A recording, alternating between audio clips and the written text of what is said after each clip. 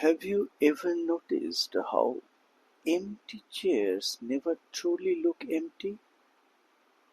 Some hold waiting, some hold memory, some hold forgiveness. Sit down. Not there, this one, the old chair by the window.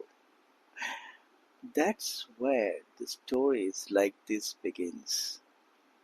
If you enjoy them, don't forget to keep your lanterns lit, subscribe, so you will always find your way back here when the night grows quiet. Now, let me tell you about the chair by the window. The last bell had rung hours ago, yet one classroom light still burnt inside St. Andrew's Elementary School. Desks lined in neat rows, blackboard still dusted with the remainings of the spelling lesson, kindness, courage, patience. In the far corner sat an old wooden chair, sturdy, slightly uneven, polished smooth by decades of children's laughter, fidgeting, and tears. That chair had belonged to Mr. Whitemore, a teacher who retired 12 years ago. But even now, custodians and teachers who passed through the room often paused by it, without knowing why. Some said it made the chair feel softer, as though the room itself remembered something gentle. On most evenings the janitor, a quiet man named Elias, would linger near it, wiping desks, humming tunes from forgotten radio songs. Tonight, as rain whispered against the tall windows, Elias found something new, a small envelope tucked under the seat of the chair. It was yellowed with age, sealed neatly, addressed only to whoever still remembers. Oh, whoever still remembers. Now, that's a beautiful way to start a letter, isn't it? For remembrance is just another word for love stretched across time. Mr. Whitemore was not a tall man, nor especially strict. His students remembered him not for his discipline but for his patience, an almost magical patience that could calm storms of noise and chaos. Every morning he would enter the room with a chalk in one hand and a biscuit in the other, muttering, "Good minds need good sugar." And always, always, before he began the day's lesson, he would walk to the big window overlooking the playground, pull the curtains open and tap the chair beside it. "This," he would say, "is a thinking chair. Whoever sits here gets to tell us what the day feels like." It became a ritual. Each morning a different child would sit there, describe what they saw: clouds that looked like ships, moonlight that looked like honey, or simply the shy faces of other children arriving late. Mr. Whitemore listened carefully to each, as though Every observation was worth a book, he said. The chair was there to remind them that learning wasn't just from books, it was from watching, listening, and caring. Most of his students didn't quite understand then, but years later, when life begins heavy, many of them would remember that chair and the way it made ordinary days seemed worth noticing. Among the students that year was a boy named Henry Davis, a restless, sharp-eyed 12-year-old with a temper like a struck flint. Henry came from a broken home. His father worked on the docks and rarely spoke except in orders. His mother had left when he was 9. Henry sat at the back, carving initials into the desk and pretending not to care about anything. One morning, after an argument with another student, Henry shoved his chair back and shouted words that froze the room.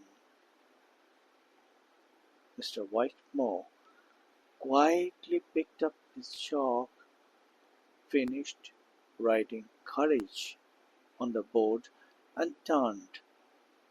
"Henry," he said, "why don't you take the thinking chair today?"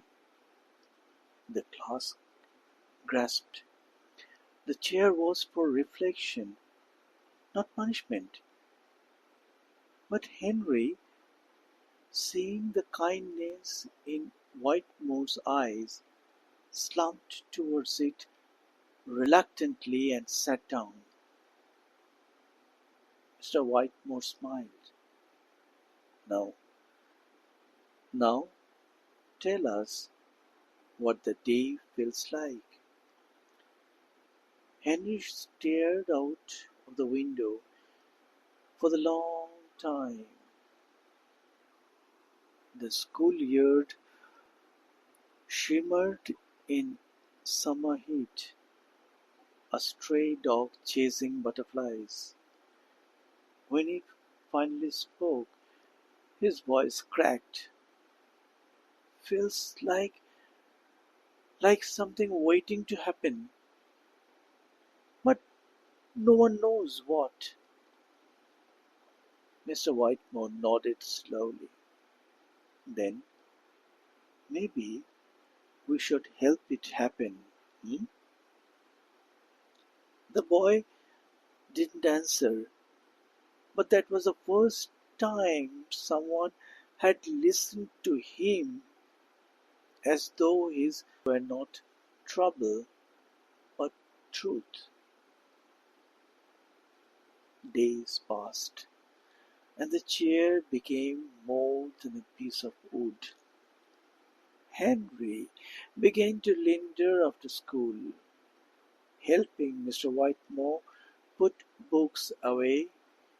He would pretend to be bored, but secretly he liked how calm the room felt once everyone else had left.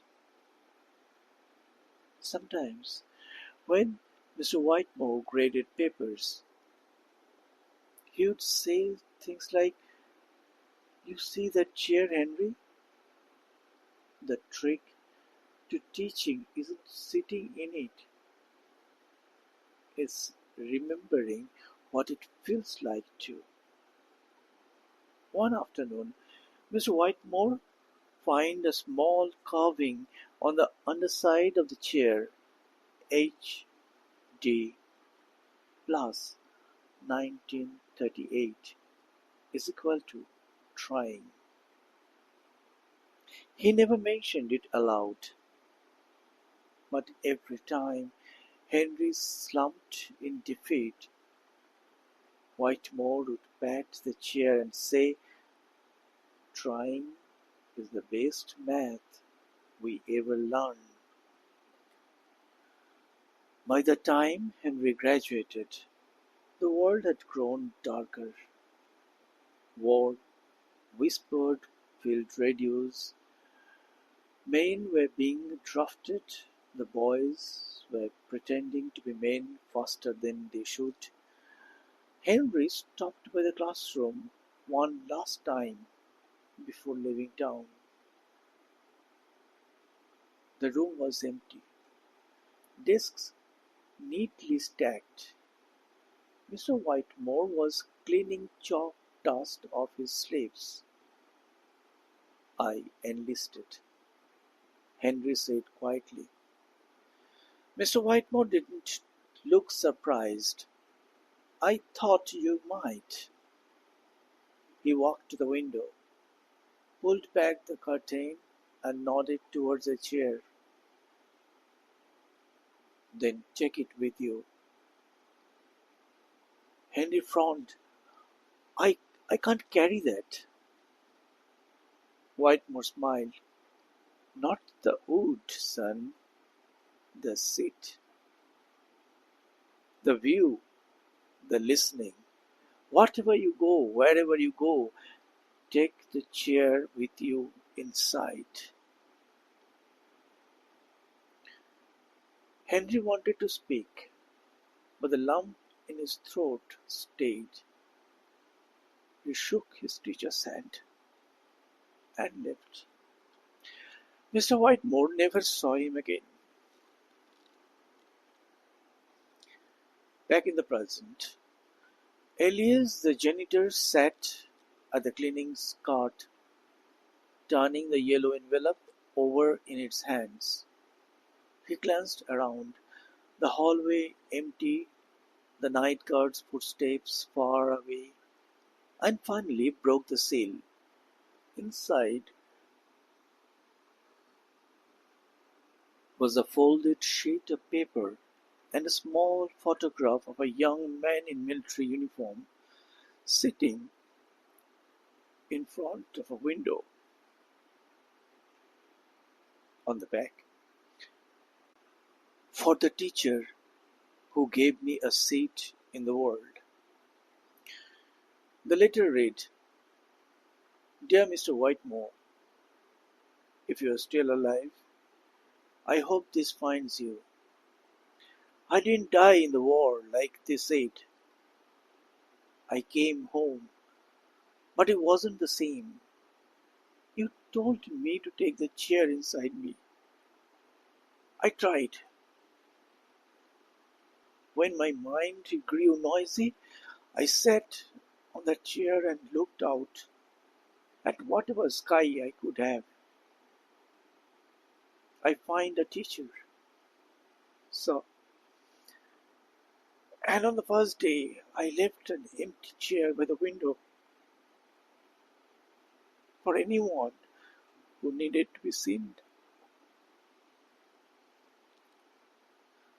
I, I think you'd like that." Henry Davis. Elias sat for a long time, the rain outside turning the window into mirrors. He realized he had seen that photograph once before. In the school's hallway, a display of past students who served. Henry had been listed as missing in action. Nobody ever knew he came back. The next morning, Elias placed the letter on the principal's desk with a note. "You'd want to read this." By afternoon, the story had spread through the school. Teachers gathered in the classroom, passing the letter from hand to hand, some wiping tears from their cheeks. principal decided the old chair would no longer gather dust. It would remain by the window, but with a small brass plug engraved with Henry's words, "For whoever still remembers." Soon the thinking chair became tradition again. Students took turns sitting there each morning to describe their day, some shy, some brave, some broke in ways they didn't understand yet. Teachers noticed that the class grew kinder that year, more patient with one another, more forgiving. It was as though a man long gone had returned quietly to finish his lesson. A few months later, on a spring afternoon, a visitor came to the school, an old man in his 90s, walking with a cane and wearing a coat too large for him. His name was Arthur Whitmore. He hadn't been seen in town for years. Many assumed he had passed away somewhere quietly, but there he was, pale, thin, smiling through watery eyes. The staff escorted him to the classroom. When he saw the chair by the window, his breath caught. He ran his finger along its edges, and same smooth polish, the same little crack in the armrest, and there, faint but still visible, the carving H. D. plus 1938 is equal to trying. He sank into the chair, trembling, and whispered,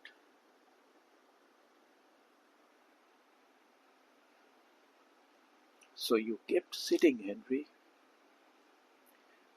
Then he laughed, a soft, full laugh, and told the staff the story himself. How that boy had taught him more than any lesson plan. How trying was the most beautiful thing he had ever read in Wood. They brought tea. They listened. As the sun dipped through the window, touching his shoulders like an old friend, Mr. Whitemore dozed off in the chair, smiling. When the janitor came to check on him a while later, the tea had gone cold. Mr. Whitemore was still smiling. He had slipped quietly into his final lesson, looking out of the same window he had opened for decades. You see, a good teacher doesn't live forever, but his chair does. We all have a window somewhere, and a seat, waiting for whoever still remembers us. So when you look at an empty chair, don't hurry past it. Maybe it's holding someone's patience.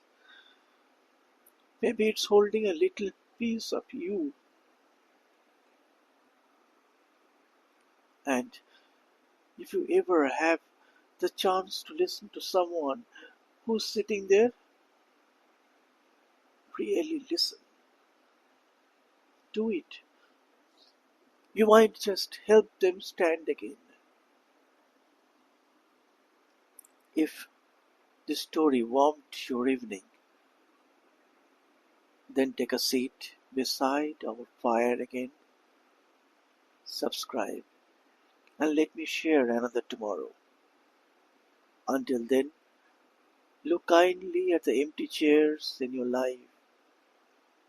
They are never truly empty.